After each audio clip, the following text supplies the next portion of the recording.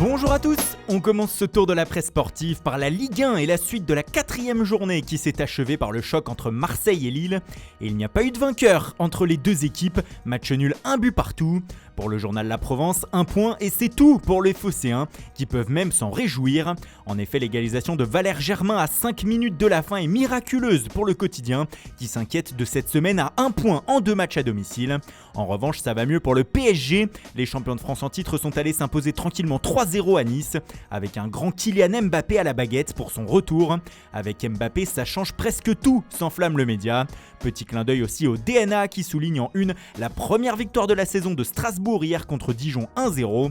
Le Racing décolle enfin pour le quotidien. On file en Espagne où le Real Madrid lançait sa saison hier soir sur la pelouse de la Real Sociedad pour la 2e journée de Liga.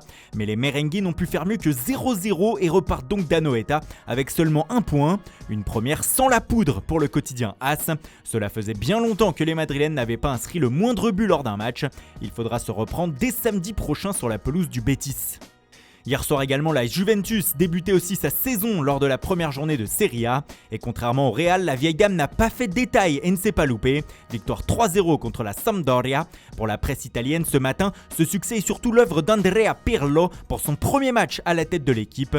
Quelle perle de Pirlo, s'enflamme la Gazzetta dello Sport, qui signale les très bonnes prestations de la recrue McKennie et du jeune Frabotta.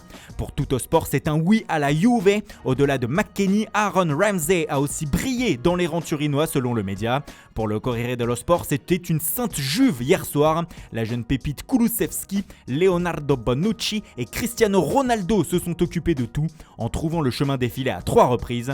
De très bons débuts. De bons débuts aussi pour Liverpool en Angleterre. Déjà vainqueurs lors de la première journée, les Reds ont récidivé sur la pelouse de Chelsea hier après-midi 2-0. Pour le Daily Mirror, les hommes de Jürgen Klopp ont tout simplement été parfaits. Sadio Mané a inscrit un doublé, mais il faut dire que les champions d'Angleterre ont été aidés par l'expulsion logique de Christensen, mais surtout par une nouvelle boulette de Kepa Arrizabalaga. Le portier de Chelsea se fait massacrer par les journaux anglais ce matin.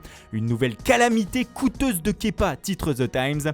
Calamity en anglais est le mot qui s'affiche partout ce matin outre-Manche, comme ici en une du Daily Mail ou encore du Daily Express. L'arrivée prochaine d'Edouard Mendy en provenance de Rennes pourrait sceller le sort du gardien espagnol. En une du Daily Telegraph, le débrief du choc d'hier s'affiche également. Pour le quotidien, les erreurs de Chelsea ont permis un meurtre bleu et Liverpool en a profité. Les Blues se sont sabordés. Le média britannique qui, comme nous vous l'avons indiqué dans notre journal du mercato d'hier, a lâché une petite bombe hier. Selon le quotidien, le PSG serait actuellement en discussion avec Tottenham afin de recruter le milieu offensif anglais Dele Alli. Avec l'arrivée de Gareth Bale, ce dernier va manquer de temps de jeu chez les Spurs et pourrait aller voir ailleurs. Le Guardian complète l'information ce matin en indiquant que Paris négocierait un prêt avec option d'achat avec le club anglais. Conscient de la possibilité de perdre son joueur, José Mourinho aurait déjà réagi en voulant un remplaçant. Selon The Times, il aurait des vues sur son ancien joueur à Manchester United, Jesse Lingard, qui ne joue plus avec les Red Devils.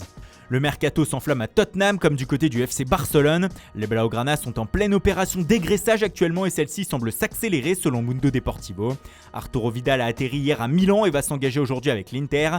Nelson Semedo lui va s'envoler pour Wolverhampton contre 35 millions d'euros. Le Barça négocie aussi avec l'Atalanta pour Junior Firpo et Moussa Wagué va filer au PAOK Salonique.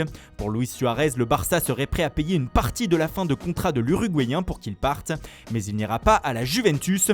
Comme le rapporte les Sportivo, la vieille dame a annoncé qu'elle renonçait à son recrutement, l'obtention de sa nationalité italienne étant trop longue.